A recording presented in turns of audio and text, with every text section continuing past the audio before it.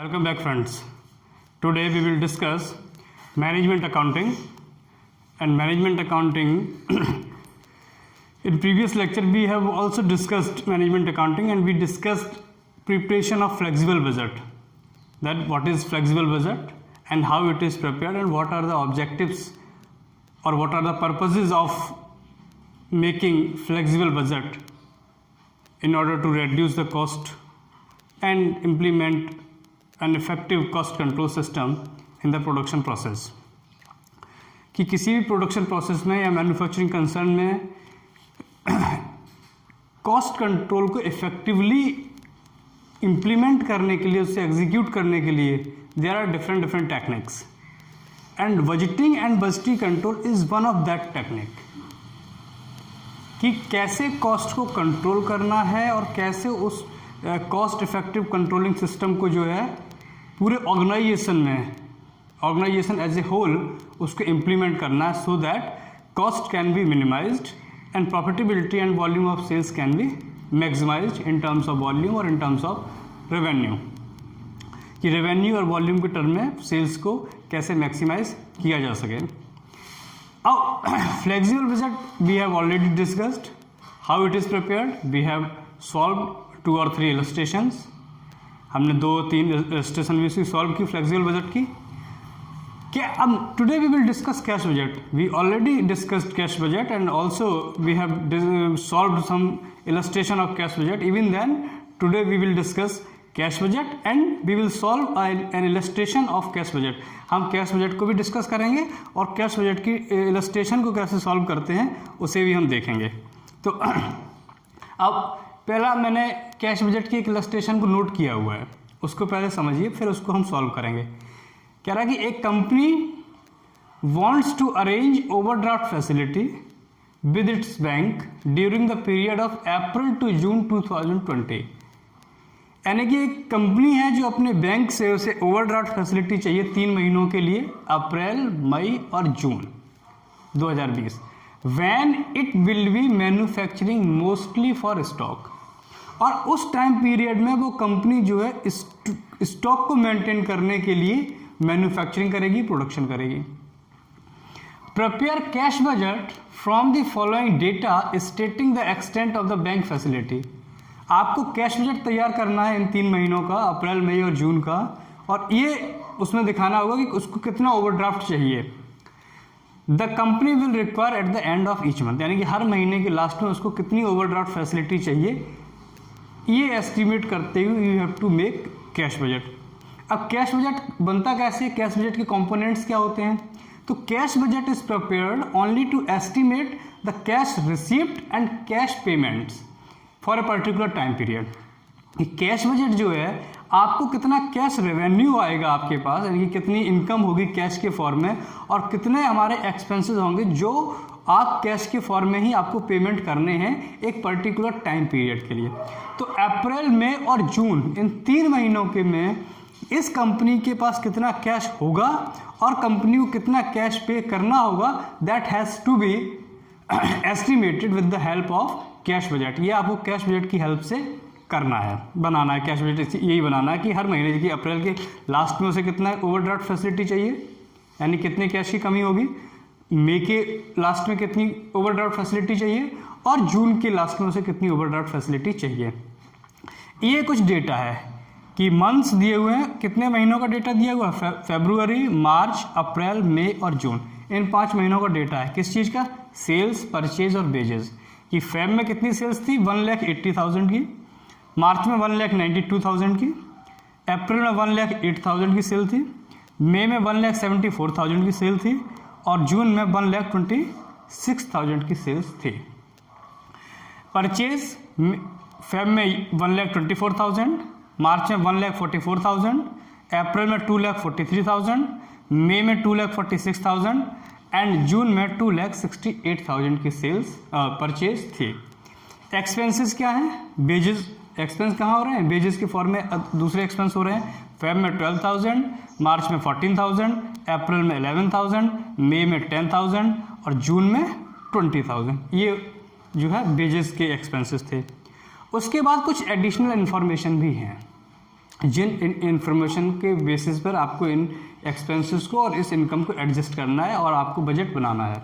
So just have a look on additional information. पहली additional information है 50% of sales, यानी कि आधी 50% of sales are realised in the month following.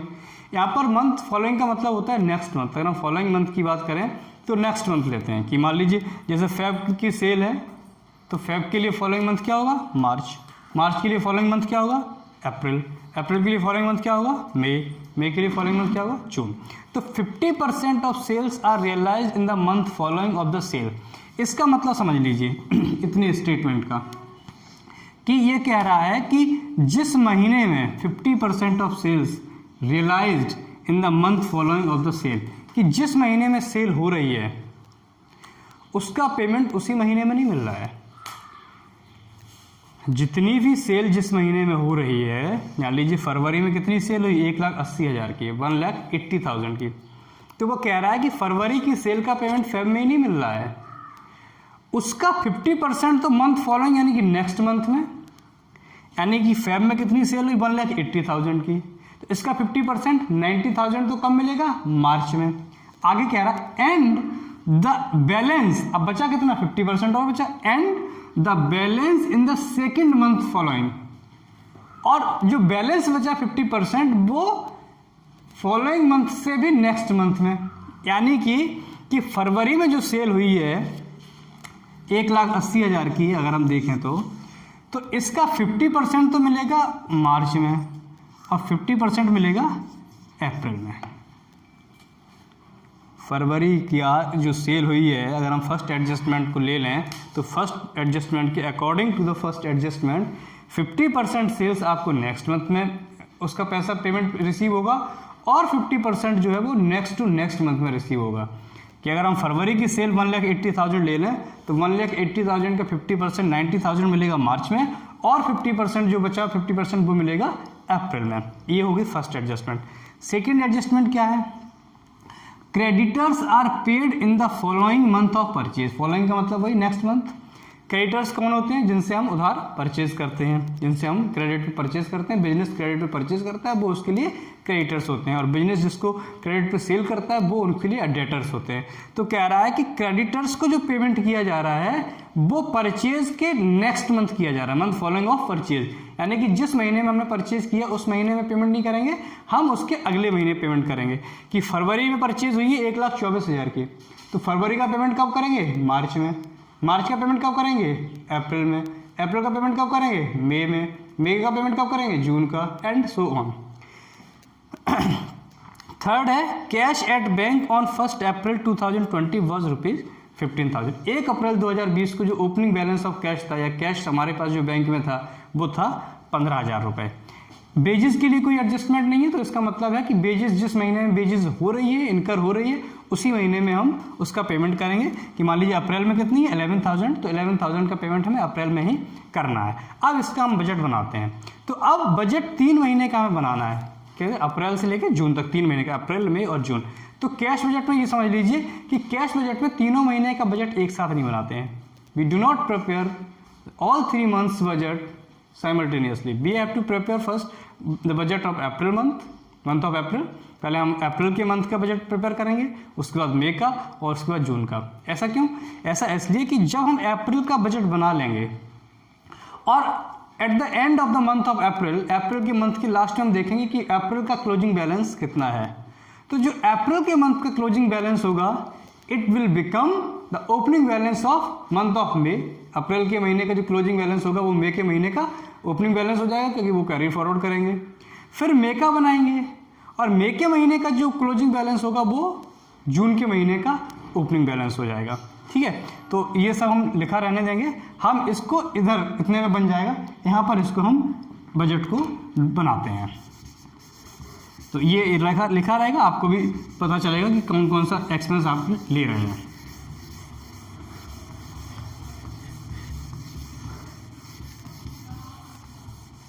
इसे मैं साफ कर देता हूँ। तो अब यहाँ पर लिखिए आप,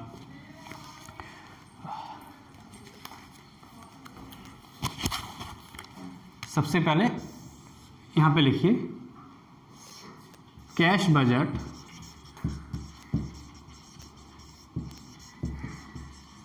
for the period of April to June 2020। ठीक, अब देखिए सबसे पहले लिख लीजिए पर्टिकुलर्स।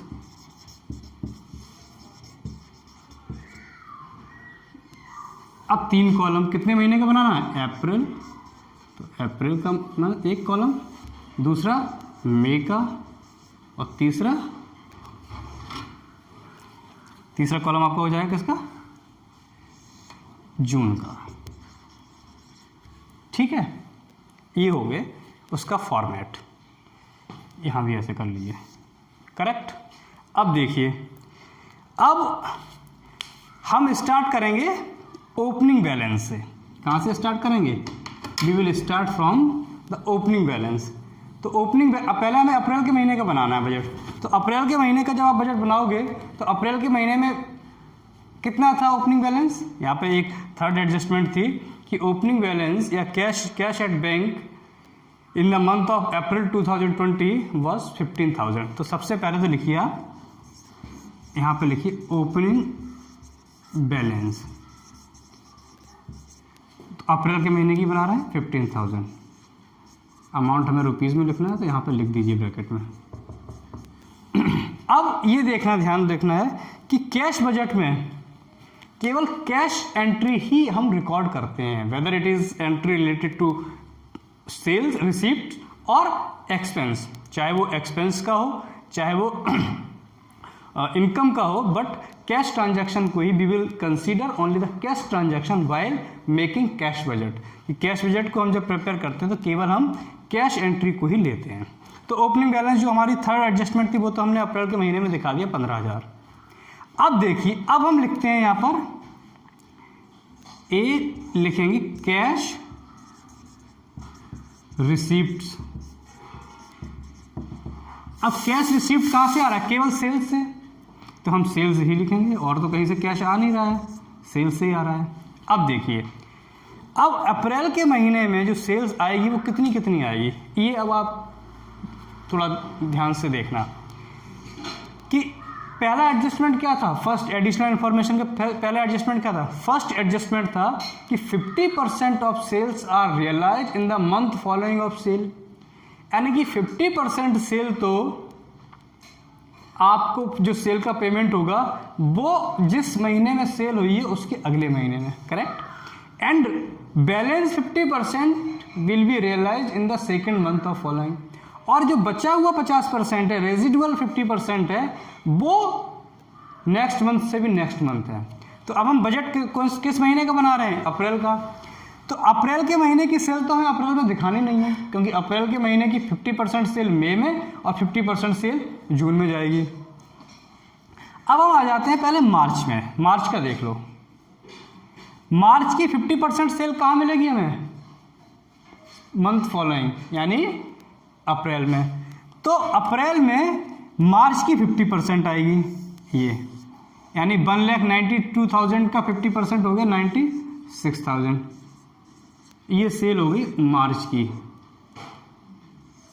50%। अब आते हैं फरवरी। फरवरी में जो सेल हुई है 1,80,000 की, इसका 50% कब मिलेगा? मार्च में, और 50% कब मिलेगा? अप्रैल में। तो एक अप्रैल में दूसरी 50% आएगा फरवरी की, यानी 1,80,000 का 50% हो गया 90,000। ये है फेब की सेल। और तो कोई इनकम है नहीं, तो अब हम टोटल कर देंगे, टोटल रिसीप्ट्स कर लीजिए। टोटल 3 0 5 और 6 11 की 1 कैरी किया 1 2 और 9 11 और 9 2,01,000 2,01,000 आ गई रिसीप्ट किस महीने की? अप्रैल के महीने की। अब ये तो कैश रिसीप्ट हो गई। अब दूसरा होता है कैश पेमेंट्स। कितना हमने अप्रैल के महीने में कैश का पेमेंट किया। तो पेमेंट्स के लिए हमारे पास दो खर्चे हैं, एक परचेज का पेमेंट करना है, दूसरा वेजेस का पेमेंट करना है। तो यहाँ पे लिख लीजिए, ये तो एक ही था, अब यहाँ पे लिख लीजिए फर्स्ट परचेज एंड सेकंड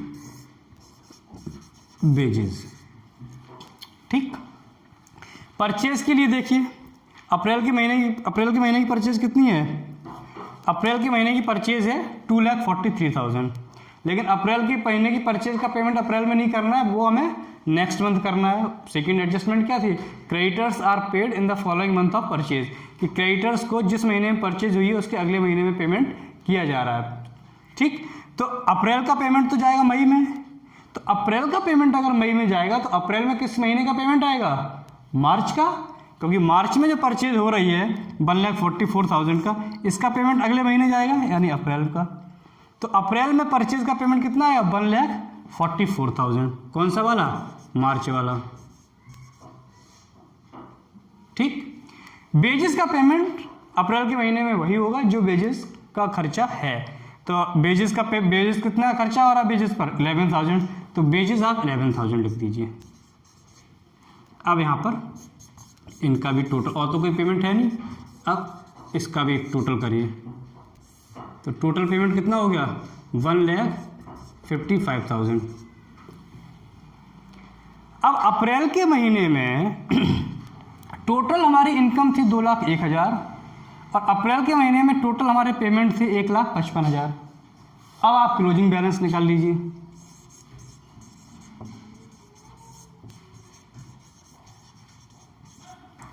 तो 2 लाख क्लोजिंग बैलेंस क्या होगा, ए माइनस बी, यानी कि इनकम माइनस एक्सपेंसेस।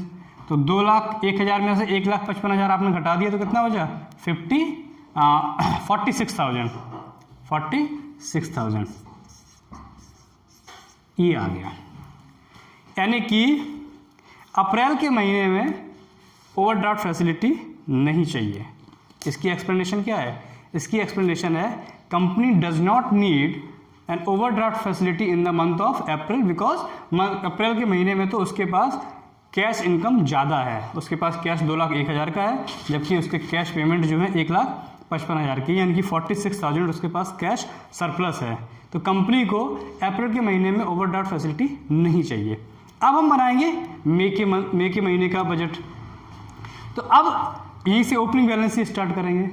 तो जो अब मई के लिए ओपनिंग बैलेंस क्या होगा, जो अप्रैल का क्लोजिंग बैलेंस है, अप्रैल का जो क्लोजिंग बैलेंस है it will become an opening balance for the month of May. तो अब यहाँ पर मई के महीने में ओपनिंग बैलेंस की जगह लिख दीजिए कितना 46,000।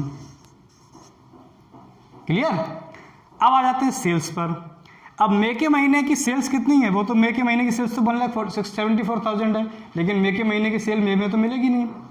तो मई के महीने में कौन कौन सी सेल आएगी, तो मई के महीने में according to the first adjustment 50% sales realise in the month following and rest 50% sales are realise in the second month of following.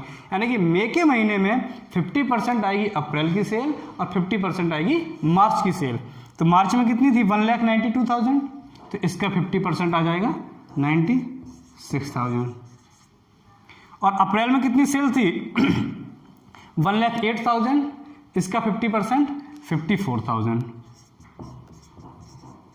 ये आ जाएगा। टोटल कर दो, और तो कोई इनकम है नहीं, तो 3 0 6 6 6 12 4 16 की 6 कैरी किया 1 5 और 5 1,96,000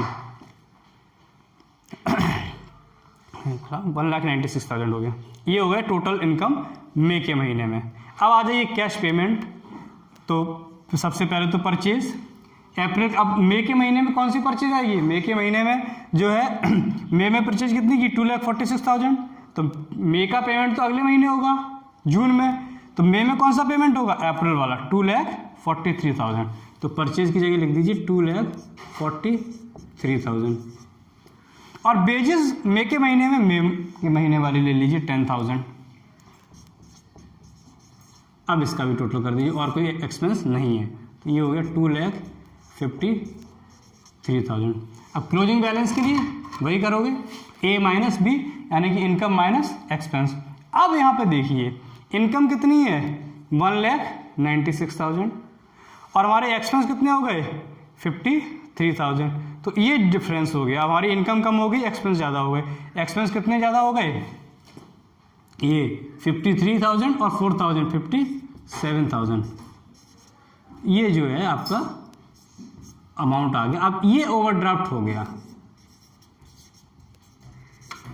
अब देखिए कि मई के महीने में एक्सपेंस हमारे 57,000 ज़्यादा है इनकम से। So company has a crisis of deficit. Income कम है, एक्सपेंस ज़्यादा है, तो उसको बोलते हैं डेफिसिट, उसके डिफरेंस को बोलते हैं डेफिसिट। अब तो मई के महीने में कंपनी को 57,000 की ओवरड्राफ्ट फैसिलिटी चाहिए। Company will require an overdraft facility for the amount of 57,000 in the month of May because expenses are greater than income by 57,000, right? ये तो बन गया मई का। अब ऐसे ही बनाते हैं जून का। फिर स्टार्ट करेंगे कहाँ से, ओपनिंग बैलेंस से। तो जो मई का क्लोजिंग बैलेंस है 57,000 निगेटिव, उसको हम लिखेंगे जून का ओपनिंग बैलेंस, तो 57,000। फिर कैश रिसीट में सेल्स। अब जून में सेल्स किस किस की आएगी, जून में 50% सेल आएगी मई की और 50% सेल आएगी अप्रैल की। तो अप्रैल की 54,000 सेल लिखिए और मई की 50% लिखिए, यानी 1,74,000 का 50% कितना हो गया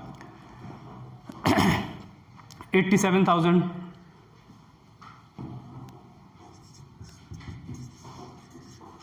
इसका टोटल करिए, टोटल रिसिप्ट कितने हो गए।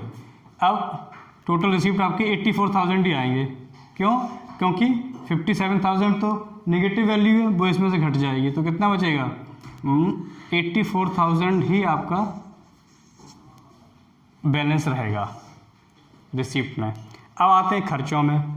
तो परचेज में जून के महीने में कौन सी परचेज का पेमेंट होगा, मई का, यानी 2,46,000। अब जून के महीने में बेजिस जून के महीने वाली ही 20,000। अब इनका टोटल कर दीजिए, ये टोटल हो गया 2,66,000। फिर वही क्लोजिंग बैलेंस ए माइनस बी। तो कितना है, हमारी इनकम कितनी है, इनकम है 84,000 और खर्चे कितने हैं 2,66,000। तो कर लीजिए 2,66,000 माइनस 84,000 इक्वल्स टू 1,82,000। ये बचा आपका निगेटिव अमाउंट 1,82,000 ये आ गया। यानी कि जून के महीने में कंपनी को 1,82,000 की ओवरड्राफ्ट फैसिलिटी चाहिए। तो ये बन गया आपका कैश बजट। इसी तरीके से कैश बजट हम बनाते हैं। पहले हम लिखते हैं, पहले हम कैश रिसीप्ट लिखते हैं, उसके बाद कैश परचेज नोट करते हैं, दोनों का टोटल करते हैं, दोनों का डिफरेंस निकालते हैं। अगर कैश इनकम ज़्यादा है तो सरप्लस होता है, प्रॉफिट होता है, और अगर इनकम कम है और एक्सपेंस ज़्यादा है तो उसको बोलते हैं deficit. The deficit is the difference between income and expenditure. If expenditure exceeds income, then in that case the difference is said to be deficit. और अगर इनकम ज़्यादा होती तो उसको बोलते हैं सरप्लस। तो this is the cash budget. And इसी तरीके से हम कैश बजट के और इलस्ट्रेशन को मैं शेयर करूँगा, असाइनमेंट के फॉर्म में शेयर करूँगा। You will try to solve it, and if you will have any problem you can ask me at any time answer. Now you can note it down. Thank you very much. I understood, you may understand this illustration, right? Thank you very much.